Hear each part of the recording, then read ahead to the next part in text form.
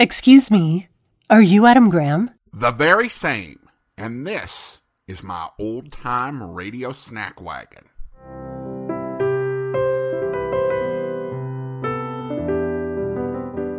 Welcome to the Old-Time Radio Snack Wagon, where we serve up a bite-sized portion of old-time radio. And now, here's your Snack Wagon host, Adam Graham.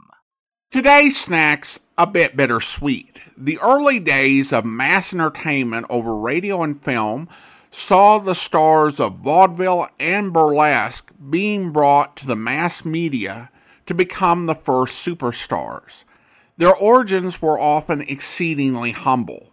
Working their way up from the bottom gave them a perspective and a sort of authenticity that gives added meaning to all they did. Eddie Cantor, Old Banjo Eyes, the Apostle of Pep, was one of those early superstars with a career that stretched from vaudeville to television. Between record, films, radio, and television, you can hear the progress of Cantor's career, from an envelope-pushing comic to one of the industry's elder statesmen in the 1950s and early 60s. In this clip from his series Texaco Town, the great comedian has some serious thoughts on May 2nd, 1937, the Sunday before Mother's Day. Say, Eddie, can you wait a minute and let the others go on ahead? I'd rather like to speak to you for a minute.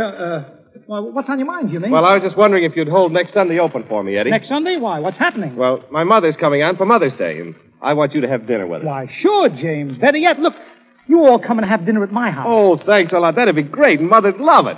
Say, here, look at the telegram she sent me this morning. May I read it? Why, of course. Go ahead. It says, Jimmy, darling, I can hardly wait to see you and hold you in my arms again. Plan to arrive May the 9th. Answer, Western Union. All my love, Mother. Okay. Gee, you know, it makes me even feel good, Jimmy, to read a wire like that. You know, I can never get a telegram like that. Yes, I know, Eddie. It almost seems as if I never had a mother. You know, I lost mine when I was 2 years old. And you'd be surprised how many times I watched mothers put their arms around their children and kiss them. And I can't begin to tell you what a feeling of loneliness comes over me. Why, yes, but Eddie, you've got a nice family. Sure I have. I've got a fine wife and lovely children. And I've had my share of good luck. But the one person who could complete my happiness is gone. And oh, what I could have done for her. I'm sorry, Eddie. You know, Jimmy, that's the reason why I admire this guy Renard, what he's done for his mother. A few months ago in Boston, I had dinner at his mother's home. I'll never forget when I said to Jack's mother, "You have a lovely home here." Did she look proud when she told me, "My boy Jack bought this for me with the first money he ever made." He's one fellow who doesn't have to be reminded that next Sunday is Mother's Day, isn't he? Yes, imagine anybody having to be told that on a certain day in May, they ought to send their mother flowers or candy. What about the other 364 days? Aren't the florists and candy stores open every day in the year? Well, I guess, Eddie, some people are too busy to find out. Imagine if mothers had one day in the year called Child's Day, and just on that one day they sent their children bottles of milk and cereal and kitty cars, and then forgot about them the rest of the time. I guess you're right, Eddie. But I think a lot of people figure it out that in these modern times it's a little old-fashioned to be sentimental about your mother. Imagine that. Sentimental about your mother. Do you know if you could advertise for a mother in the newspapers what the ad would be? I wonder. Well, listen. Wanted, a woman to smile all the time, cook at all hours, wait on the table, wash dishes, act as a chambermaid, do a little mending on the side, be a trained nurse, balance a household budget, and at all times be ready to stand between the old man and the leather strap with a big apron for frightened kids to hide under. Now, you put it that way, that is some job to fill, isn't it? But, you know, some boys and girls don't appreciate it. They're so busy with their own affairs that they never seem to be able to spare time for their mothers. Yes, and before they know it, those rough, hard hands that did so many necessary things to keep them alive stop working. Those neglected lips that gave them their first baby kiss are closed forever. And those sad, tired eyes open on another world. That's when they start missing their mother, but it's too late. It's true, isn't it? Jimmy, when I was a kid, I used to go hungry so many times.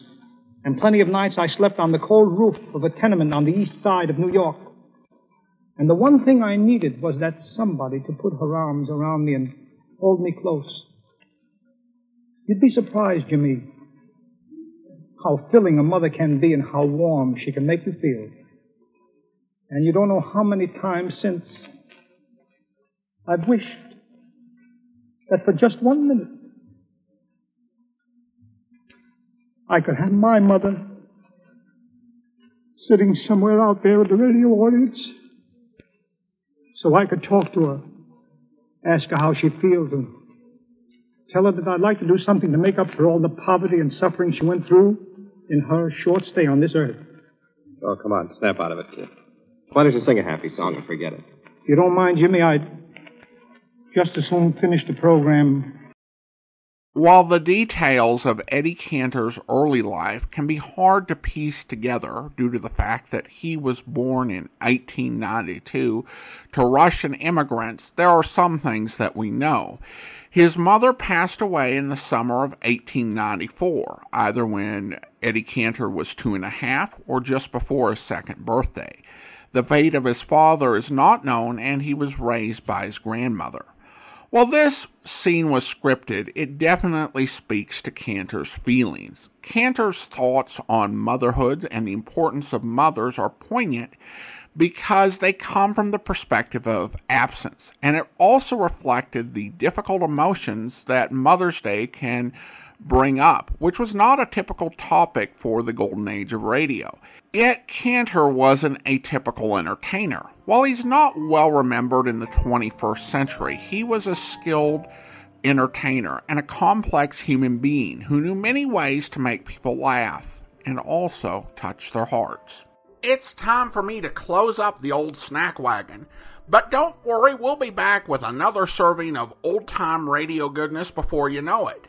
If you want to enjoy some of our longer form podcasts, you can feast away at my website at greatdetectives.net. Your emails are also welcome at adam@snackwagon.net. The Old Time Radio Snack Wagon comes to you from Boise, Idaho. Your host is Adam Graham. Sound production is by Rhines Media, LLC. You can listen to past episodes of the Old Time Radio Snack Wagon as well as connect on social media at our website at snackwagon.net.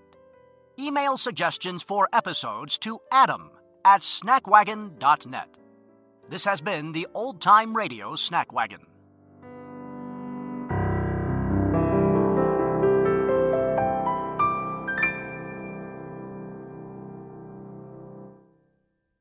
Until next time, goodbye.